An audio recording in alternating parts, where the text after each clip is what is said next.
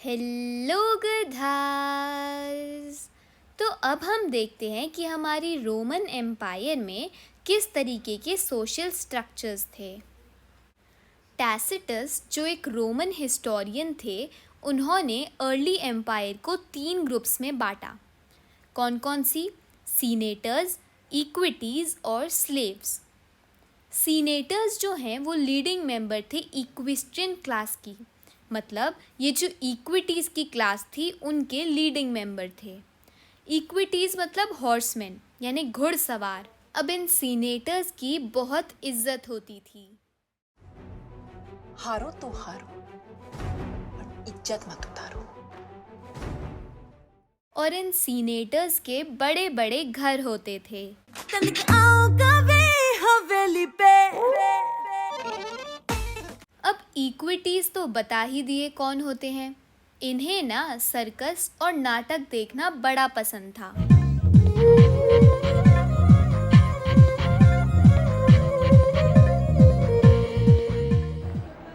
ये किधर पहनने का?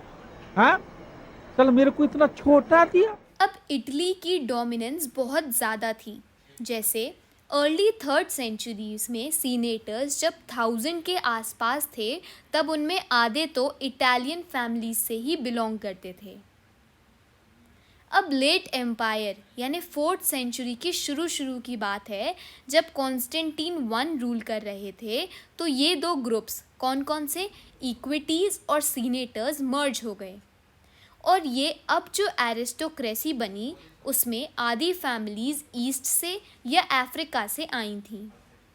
ये एरिस्टोक्रेसी वेल्दी तो थी पर पावरफुल नहीं थी, मतलब इसके पास पैसे तो बहुत थे, पर ये मिलिट्री एलीट से कम पावरफुल थी।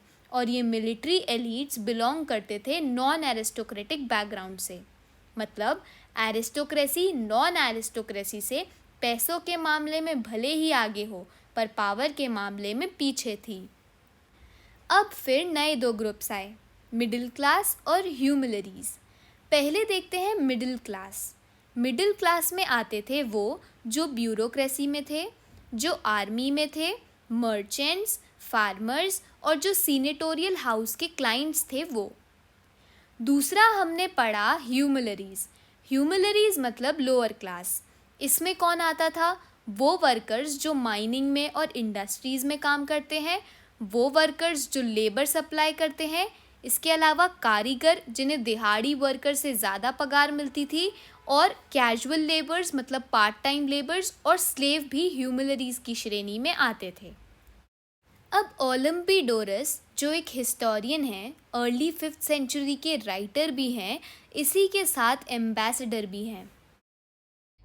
काफी फैला हुआ बिजनेस है, काफी एस्टैब्लिश है। अभी तो सभी कारोबार तो ओलम्पिडोरस हमें बताते हैं कि ये एरिस्टोक्रेसी एस्टेट से 4000 LBS गोल्ड की एनुअल इनकम लेती थी, और इसमें वो काउंट नहीं हो रहा जो वो डायरेक्टली कंज्यूम कर रही थी, मतलब डायरेक्टली अलग वसूली कर रही थी एरिस्टोक्रेसी, और 4000 LBS गोल्ड की एनुअल इनकम अलग ले रही थी। LBS यूनिट है वेट की, जैसे केजी ग्राम होती है ना, वैसे ही। अब लेट एम्पायर में मॉनेटरी सिस्टम जो था वो सिल्वर की करेंसी में होता था। मॉनेटरी सिस्टम मतलब गवर्नमेंट अपनी कंट्री की इकोनॉमी के लिए जो मनी प्रोवाइड करती है। जैसे इंडिया की मॉनेटरी सिस्टम पेपर करेंसी और कॉइन में चलती है, वैसे ही उनकी मॉनेटरी सिस्टम किस में चलती थी? सिल्वर के कॉइन्स पे चलती थी। पर क्योंकि सिल्वर माइंस एग्जॉस्ट हो गई और गवर्नमेंट के पास भी मेटल का स्टॉक ख़त्म हो गया, तो अब सिल्वर के कॉइन्स तो बन नहीं पा रहे थे।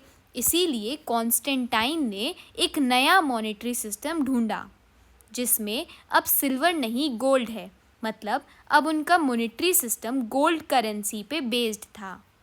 अब लेट रोमन ब्यूरोक्रेसी में हायर डिपार्टमेंट और मिडिल डिपार्टमेंट बड़े वेल्दी थे। क्यों?